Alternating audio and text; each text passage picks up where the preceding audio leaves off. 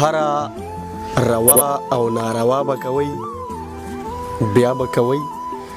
هره روا او ناروا به کوئ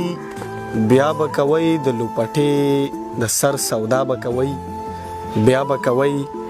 نن د کرونا د یوې ذرې جواب خو وکئ، فخر په دې پاتې دنیا به کوئ بیا به کوئ، د روپۍ څیز به په روژه کې په 50 خرڅوئ، تسبیح چې واړوئ ګناه به کوئ بیا به کوئ، دا خو لا هېڅ هم نه دي،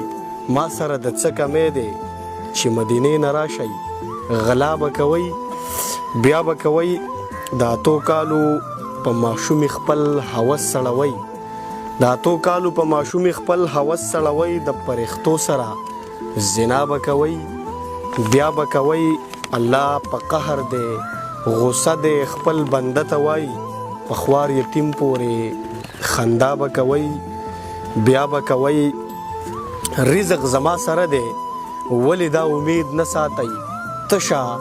د ټرمپ ماما رضا به کوئ بیا به کوئ، خدای به راضي شي خو منظره په ایمان ووایئ،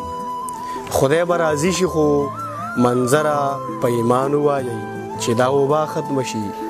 بیا به کوئ بیا به کوئ. دا یو آسماني اواز په اړه څه شعرونه، بیا دې کې خاورین شور په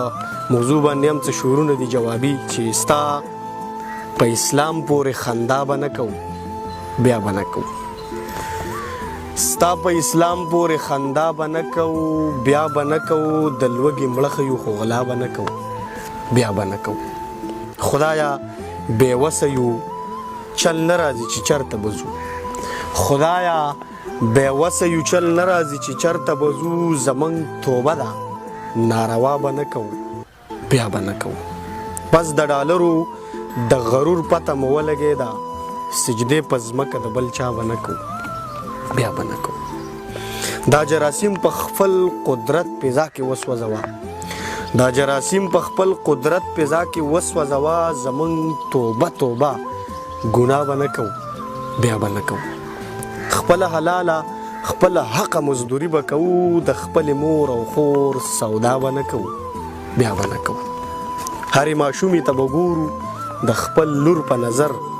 زړه مو دې وچ وي خو زنا به نه کوو بیا به نه کوو. زار شم مالکه ډېر خدایان درته بېوسه وینم، زار شم مالکه ډېر خدایان درته بېوسه وینم، منظره چغې دي چې بیا به نه کوو بیا به نه کوو. د محترم امام علي شاه منظر صاحب دغه د نن وخت په اړه چې کومه شعرونه او دغه مې تاسو ته ډالۍ کړ، په دغه امید چې په اخره کې دغه یو پیغام چې په خپلو کورونو کې کښېنئ، د کورونو نه بهر مه وځئ، حکومت چې تاسو ته کوم اقداماتو ویلي دي په هغې باندې عمل وکئ او لږ خپل کورونو کې کښېنئ، ځکه چې دغه وطن زموږ دی، موږ ډېر دردېدلي او ډېر غمځپلي خلک یو پښتانه، زموږ د تپوس څوک هم نشته، نو باید موږ د حکومت سره دغه وکړو چې موږ په خپلو کورونو کې کښېنو او د خپل ځان حفاظت په خپله وکړو، استغفار وکړو، توبې وکړو او الله رضا کړو. ښه د باد او بریالي اوسئ. د الله په امان.